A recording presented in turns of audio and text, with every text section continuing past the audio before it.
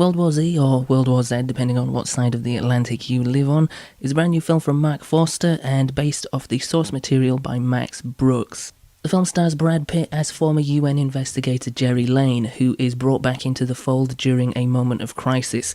You see, the world has been overrun by a zombie virus, so Jerry, with the promise that his family will be kept safe on a sort of ship carrier in the ocean, has decided to help the UN investigate the cause of the virus and hopefully find a cure or a vaccine for what's going on in that there zombie-infested world.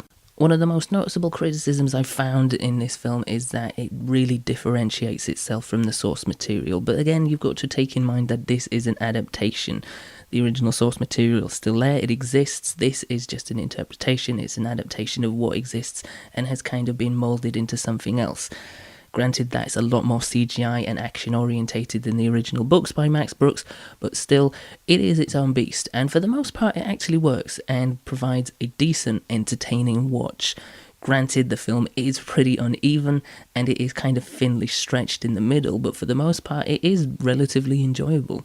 In particular, the opening act, which is really quick off the mark and establishes what's going on really quickly. It kind of doesn't hesitate or waste time in setting things up.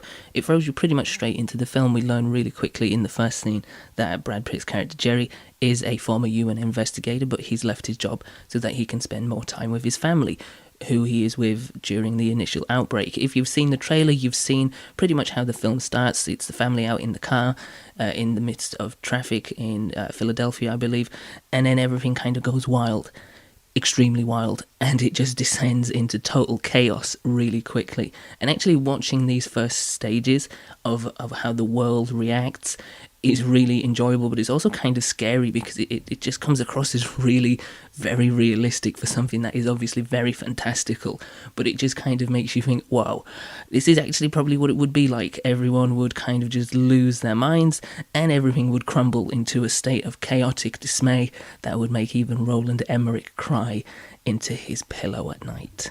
From here, the film begins to jet set over to South Korea, and then it goes over to Jerusalem, and then, strangely enough, to a sleepy town in Wales. It really kind of does begin to embody the whole idea that this is not just centrally placed in America, but it is affecting the world as a whole.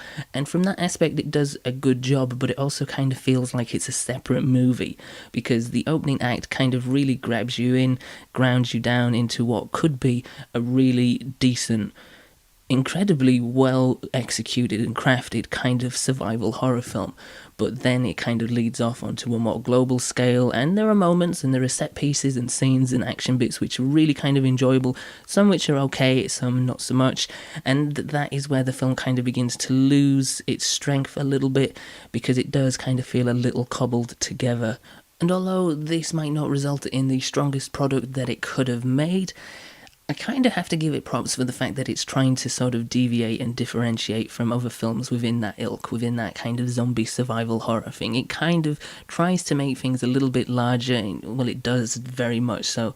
Maybe too much on the terms of CGI and effects and grandioso aspect, but it's trying. Its heart is in the right place. The execution of it isn't always perfect, isn't always right. It's a little bit clunky, it's a little bit stretched out, it's a little bit uneven, but it's an enjoyable mess for the most part. I'm going to give it a 6.5. Better than I was expecting to give it, to be honest, but there you go, 6.5. Enjoyable, decent fodder. But what did you think of World War Z/Z? Did you love it? Did you hate it? Did you not really care for it? Did you find it succeeded or disappointed your expectations? I want to know. If you've seen it, let me know what you thought of World War Z/Z down below in the comments. And if you haven't already and you like these, then why not subscribe? It's free. Plus it won't bite you in the neck and turn you into the undead, which is, always a plus, I guess.